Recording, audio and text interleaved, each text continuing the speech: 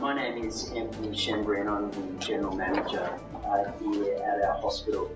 I'd like to begin by acknowledging the traditional owners on the land in which we meet today and to pay my respects to the elders past and present. I'd like to welcome our special guests, Mayor Ned Manu, Mayor of Liverpool City. Welcome. Our Chief Executive, Amanda Larkin, the State Medical Director for New South Wales Organ and Tissue Donation, Dr. Robert Perkins, Debbie Roberts, welcome. Members of the District Board and Executive, members of our hospital communities and our local communities, welcome. The opportunity of organ donation for transplantation is rare. Only around 1% of hospital deaths occur in the circumstances where a person can be considered for organ donation. That is why it's so important for everyone to have a discussion with their family about their organ and tissue donation issues. At Liverpool Hospital, we have dedicated organ and tissue donation staff who are here to ensure that our potential donors and their families are supported during this difficult time, and that, more importantly, their donation wishes are fulfilled. To tell us more about the District's commitment to organ and tissue donation, some of the activities for this week, I'd like to invite our Chief Executive, Amanda Larkin, please, to say a few words. Thank you, Anthony, for those kind words of welcome. And could I also just acknowledge the traditional owners of the land and the elders past and present. I would formally like to welcome you to the South Western Sydney Local Health District launch of Donate Life Week.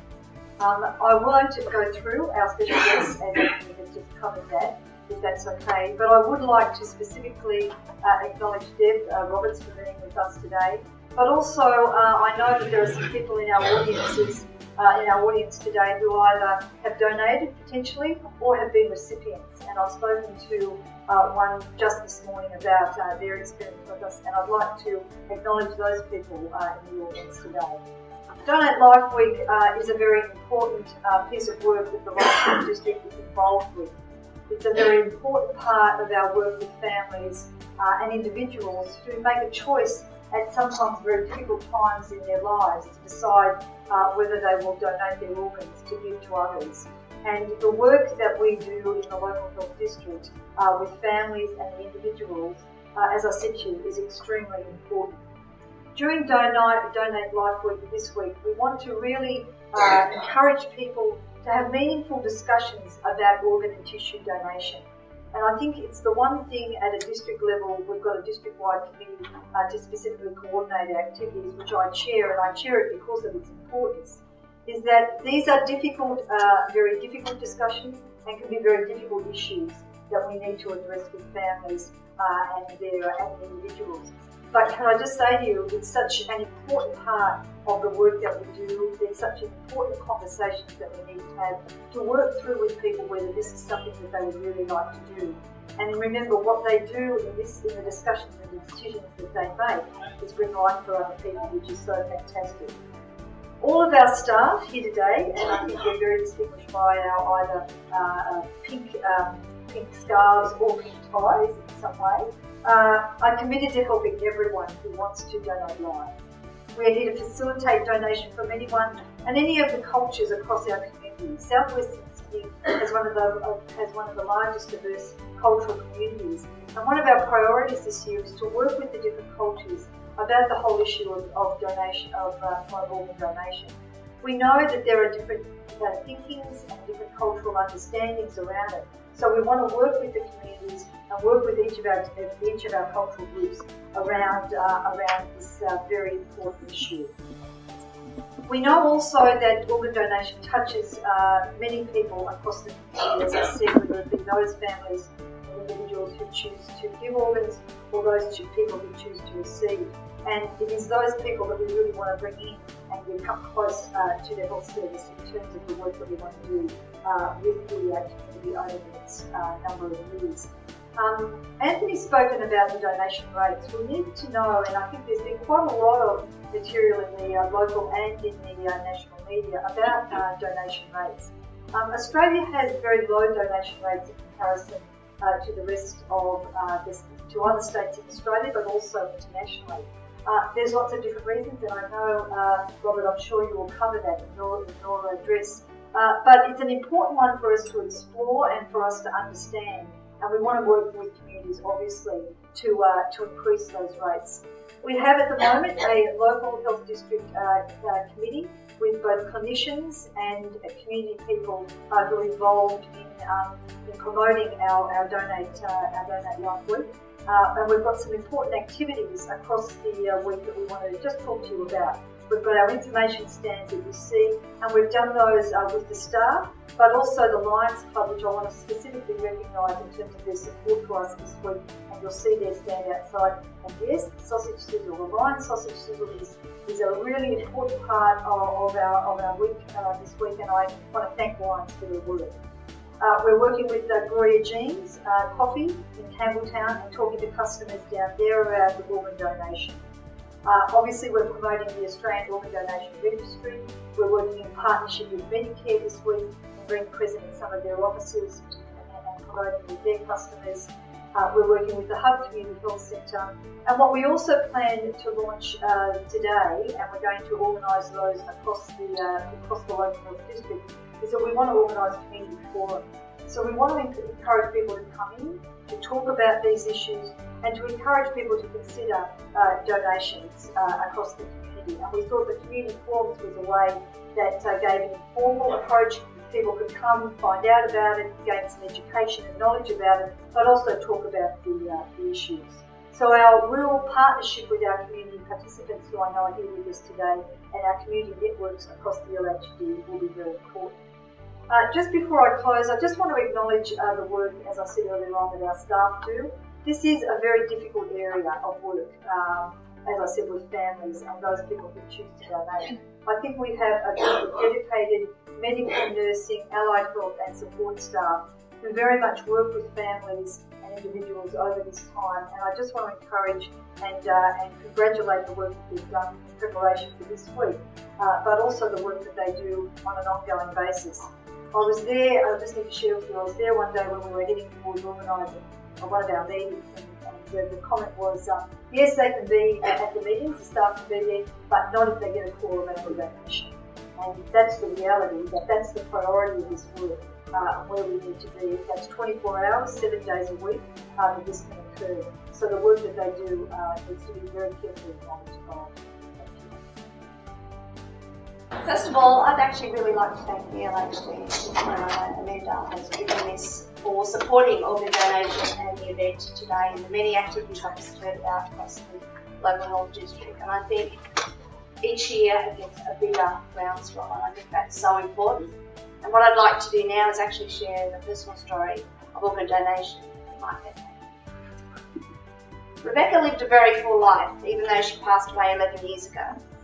At the age of 20, from a heart attack due to complications with her type 1 diabetes and hypothyroidism.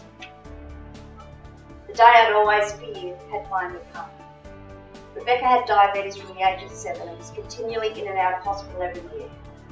Despite her illnesses and struggles, she got on with life and drained every drop out of the short life she had. And I mean drained every drop.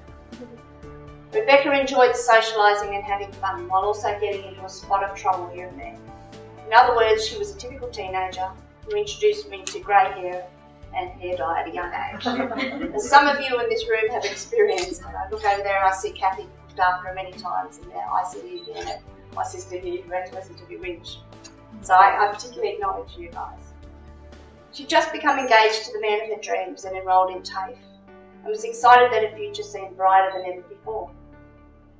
During her many admissions into intensive care units and other hospital wards right across the local health district and other health districts, We'd spend a lot of time talking about what she wanted if she would die. As I'm from a medical family, we openly discussed such issues like organ donation. So it was natural for us to talk about this with our own children and relatives. For our family, it gave us much comfort to know that in her death, an opportunity for a better life was given to 4 other people. 2 old kidneys and 2 corneas could be donated. Now, once again, the people that knew Rebecca knew she didn't look after her body too well. So, one of those bizarre scenarios if we had to make that decision was, that question was asked and we said, seriously, is there anything worthwhile left? And the answer was, well, we'll find out. So never write off that you've got other health conditions and maybe that will stop that from happening. Keep that open mind. I received a letter which made me smile from one of the recipients of a kidney. He was a single dad of 2 children who lived in the country. He received one of Rebecca's kidneys and his children drew me a picture and added to his letter telling me that they gave the kidney Kevin. And they were now happy that Daddy could play with them, take them to sport and have more fun. Hearing directly from a recipient really gave my family great comfort. I didn't have the heart to tell them that Kevin was really a Kelly. The Honourable Chris Hayes MP has shared Rebecca's story in Federal Parliament many times to highlight the importance of families talking about the issue. Rebecca's story helped to promote the importance of the Organ Donation Register. I'm now the Executive Officer of Ronald McDonald House at Westmead and regularly see the impact of organ donation amongst the children and families that stay at our house. I became quite close to a family who was staying with us for quite a while. They're very lively, cheeky. 4-year-old daughter was an organ recipient and was down from the country at the Children's Hospital Westmead for a series of tests and checkups. One evening when I was working back quite late, I ran into the mother in the kitchen. She was looking quite exhausted and teary, which often happens. I asked her, "Are you okay?" She answered, "We've had a rough day, so tests were not as positive as they had hoped." The mother then proceeded to tell me that, while her day had been rough, they still had their young daughter with them because of organ donation, so she really shouldn't complain. As you can imagine, we bonded automatically. Here was someone and a family that I could see was directly benefiting from a better life because of organ donation. Nothing fills your heart more than seeing a sick child become well. That 4-year-old little girl is now once again flourishing and has started a big school this year. Funny enough, before I left work yesterday, I actually discussed, just chatting to one of my staff members who, about what I was doing today. And she teared up and I went, "What's wrong?" And she said, "Actually, my dad received a kidney 17 years ago and he's now got to experience 17 more years. He said, me have my children, my brother had the children." And it was like, wow, it affects everybody everywhere. Letting your wishes in regards to organ and tissue donation be known to family members is crucial, as unfortunately none of us know if we will have to make that decision like my family did. While Rebecca is no longer with us, her organs and her story continue to make a difference to many. We made her wishes count. Please make your wish count. Discover, decide, discuss organ and tissue donation. Thanks. First of all, to thank you for inviting me to today's ceremony, and I must comment to the local health district how fantastic it is to see the new facilities. When I was a very junior doctor, I remember visiting the ICU here at Liverpool, wondering about a job here, and it was in a demountable down the back somewhere. And the only staff specialists in the hospital, the only permanent doctors in the hospital were in the ICU, everyone else was a visitor. And so I congratulate both the hospital and the community on this fantastic new resource and how far it's come from probably 30 years ago, the demountable down the back. So we're here today to celebrate a special gift, the gift of life, and to raise the awareness of the importance of organ donation. As the State Medical Director for New South Wales Organ and Tissue Donation Service, I've seen how organ donation can transform lives. I've seen very ill people return to health and then become sporting champions when they took part in the transplant games. I've seen others regain an active lifestyle they never imagined possible. And I've also been moved, just like I was then, by the story of Debbie and Rebecca, by the brave but incredibly significant decisions that people make at a time of great grief, immeasurable grief, yet decide to donate their loved ones' organs. It's their stories, and the story of the clinicians and the volunteers and the support staff within hospitals and the community that drive us to try and increase the New South Wales organ donation rate. The message for this year's Donate Life Week is a simple one. Make your wish count.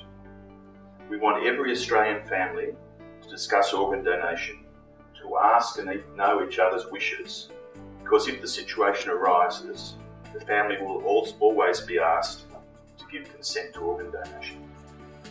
But there's really another important thing you can do as well, and that is register with the Australian Organ Donor Registry.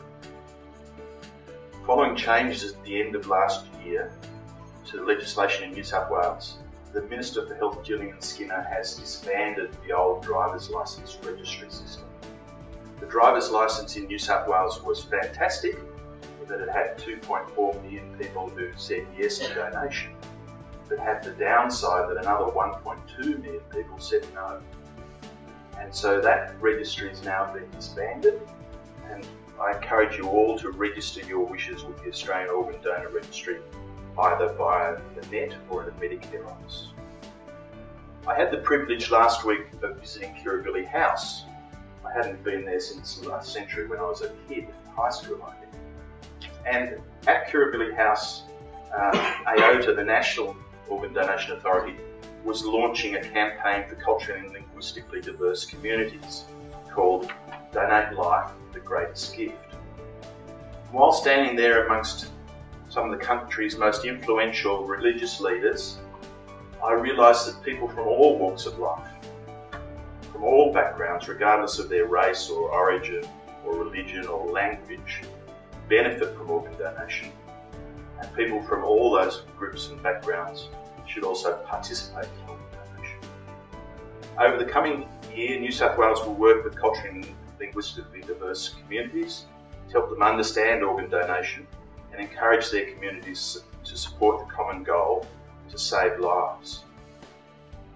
As the name suggests, Donate Life Week devotes a whole week to dozens of activities, mostly at a community level, from places as diverse as Tweed Heads down to Campbelltown, where hospitals and local communities encourage each other to consider organ donation, to find out what it means and discuss it with their families.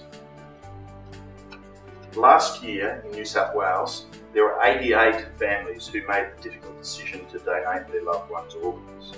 And those organs helped over 240 other Australians to get a new leash of life.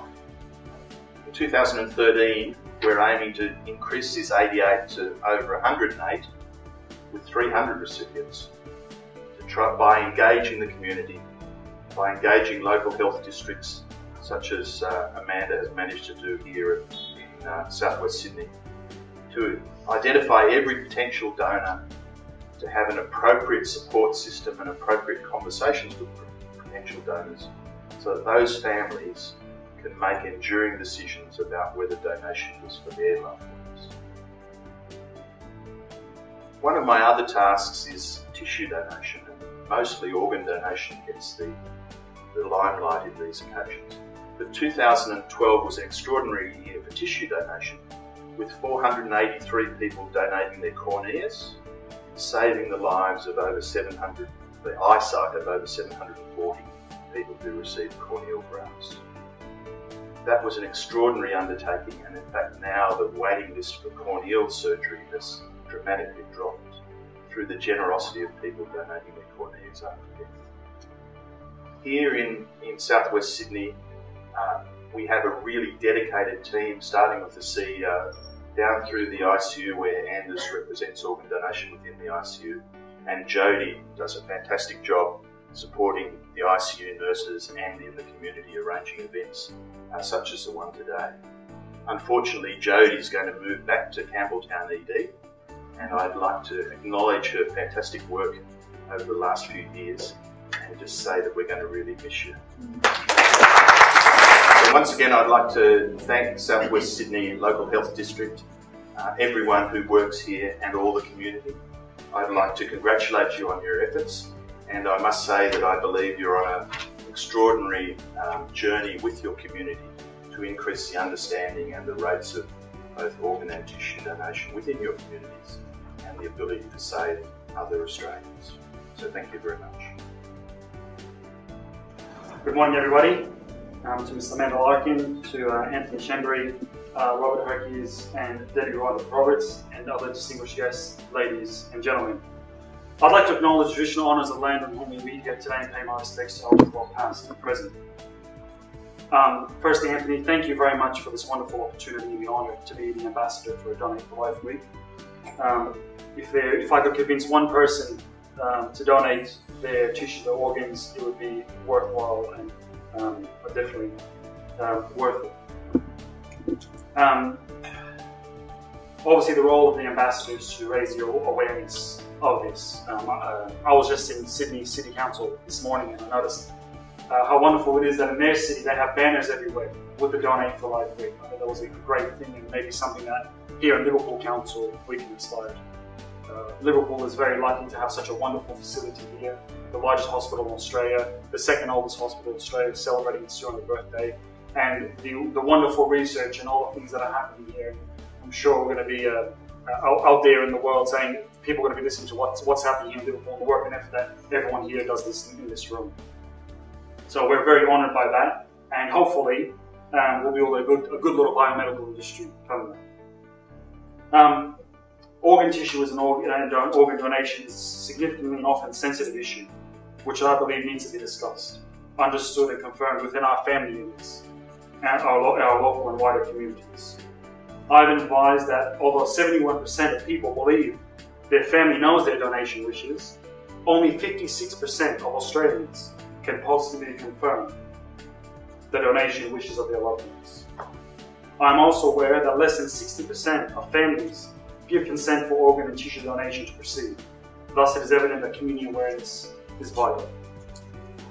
Donate Life Week will assist in reinforcing the importance of organ and tissue donation and encourages us to discover, decide and discuss within our loved ones our wishes and ensures it can be confirmed by them in tragic and often crucial circumstances.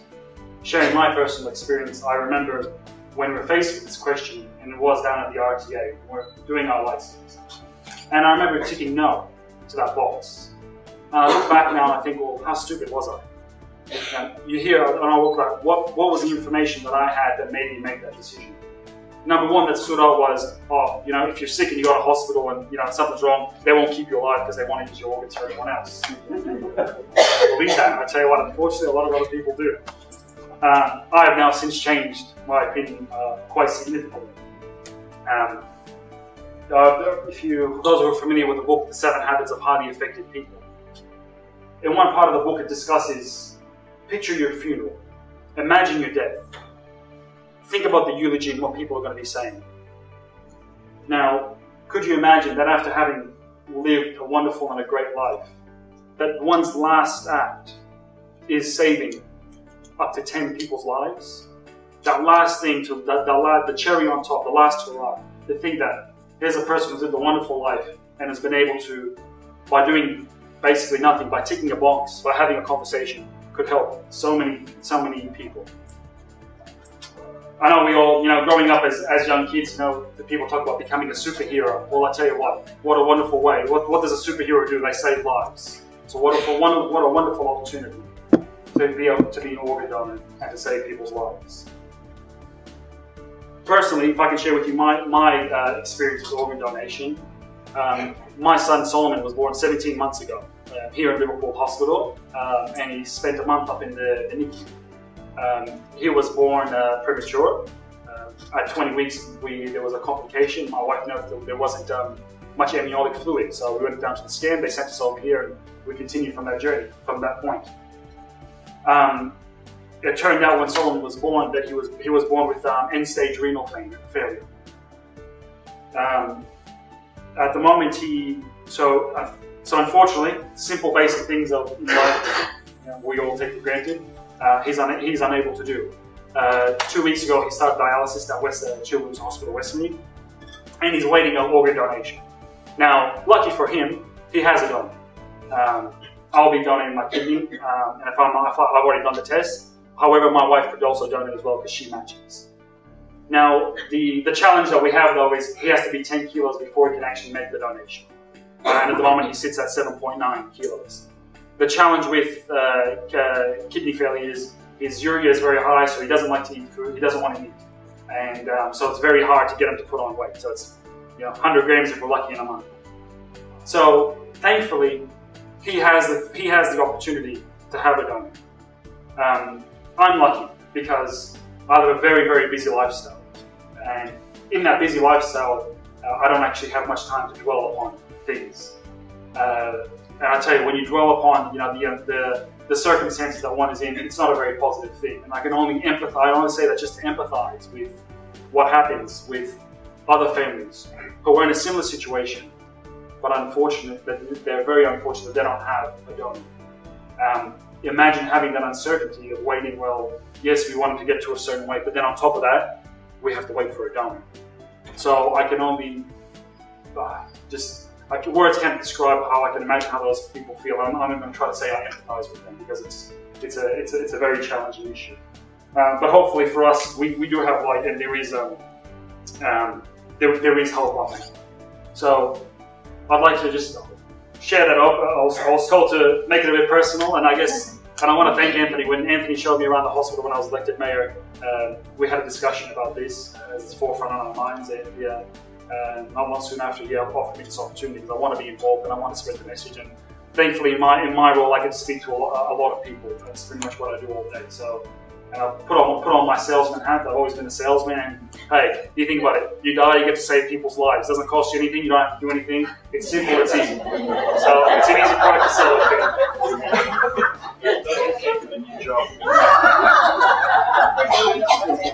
I've got a little marketing campaign behind that. I'll show what else we here to make it easier.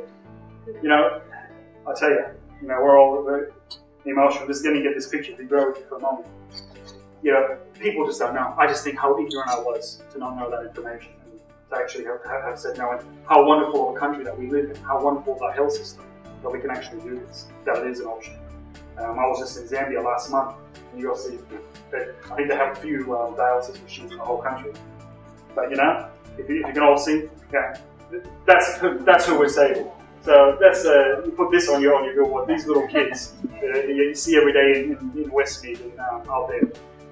They're the ones that ultimately we're doing for everyone else. So anyway, on that note, I'd like to thank you all very much for this opportunity, for allowing me to share this. And hopefully together we all can make that little bit of difference. We can all convince one person what a wonderful thing it is. So here's to Donate for Life Week. Thank you very much.